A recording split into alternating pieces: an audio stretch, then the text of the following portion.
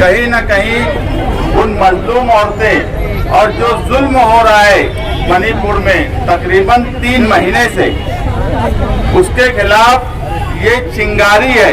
और आपका ये कदम कहीं न कहीं हिंदुस्तान भर में लोगों को हौसला देगा, ताकि उन मजलूम औरतें और मजलूम लोग, सिर्फ वहाँ पर वो एक वीडियो औरतों का यही एक वाकया नहीं है, सैकड़ों लोग वहाँ मारे जा रहे हैं। ना स्टेट की सरकार उस पर ध्यान देती है, ना सेंट्रल गवर्नमेंट उस पर ध्यान देती है, मगर तुम्हारा यहाँ तक आना, उनके साथ खड़े होना, ये बताता है कि तुम जागने वाली कौम हो। और किसी भी समाज, किसी भी मजहब पर अगर जुल्म होगा तो मालेगांव शहर की औरतें उनके साथ हर वक्त खड़ी रहेंगी।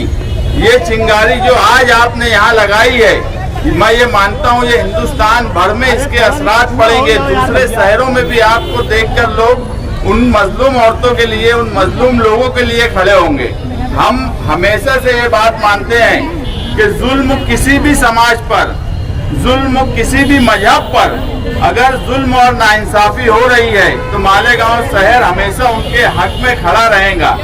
आप यकीन मानो, वहाँ इंटरनेट बंद कर दिया गया है, मीडिया को ऐसा कंट्रोल किया गया है कि मीडिया से कोई खबर हम तक आती नहीं है और जुल्म की इंतहा हो रही है।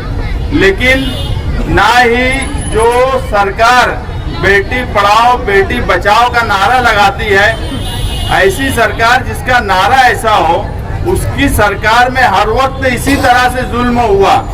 बिल्किस बानो के मामले में क्या हुआ वो भी आपके सामने है।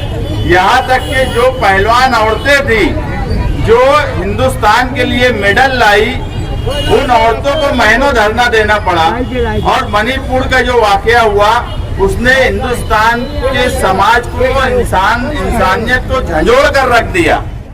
एहतजाजी मार्च, कैंडल मार्च मालेगांव शहर की खवातीन की तरफ से हिंदुस्तान में होने वाले मुजालिम के खिलाफ, जो आज करीब जल्दी वाकया पेश आया।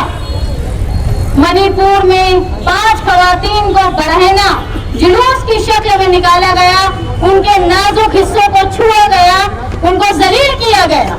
उसके खिलाफ बिल्किस बानो, जो एक खातून जिनके घर के फर्द पर 5 लोगों को मार दिया गया और उन्होंने अपने नवजायदा बच्चे की मौत देखी, बिल्किस बानो का हुआ जुल्म और जो जालिम कातिल जानी जेल में थे उनको आजादी के दिन हुकूमत ने रिहा किया। उसके खिलाफ वो मासूम आसफा, जिसको मुसलसल हफ्ता भर से ज्यादा लोगों ने कैद करके रखा, उसके साथ जिना किया, उसके नाजुक हिस्सों पर छोड़ दी, उसका हाथ काटा गया, हाथ तोड़ा गया, पैर तोड़ा गया, तब तक हुकूमत खामोश रही। वो रही है हुकूमत जो हिंदुस्तान कहता है कि ये मुल्क नहीं हमारी माँ है। मुल्क को तुम माँ का दर्जा देते हो, तुम गाय को माँ का दर्जा देते हो, तुम लड़ते हो अक़लियत से इस बात के लिए कि तुम वंदे मातरम नहीं बोलते। उसी देश में औरत की इज्जत, एक माँ की इज्जत, एक बेटी की इज्जत, एक बहन की इज्जत रो के नंगी कर दी जाती है और ये मुल्क का सरबराह चुप बैठता है। वो ये गौकशी के खिलाफ फसाद करवा देता है। हजारों लोग पीड़ के सिर्फ इसलिए मार दिए जाते हैं कि कई गौ हत्या तो नहीं होती।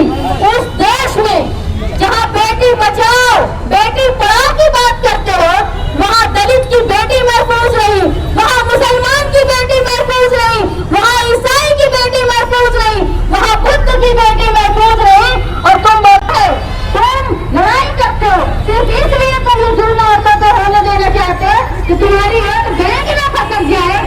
तो तुम याद रखो, हिंदुस्तान एक दस्तूर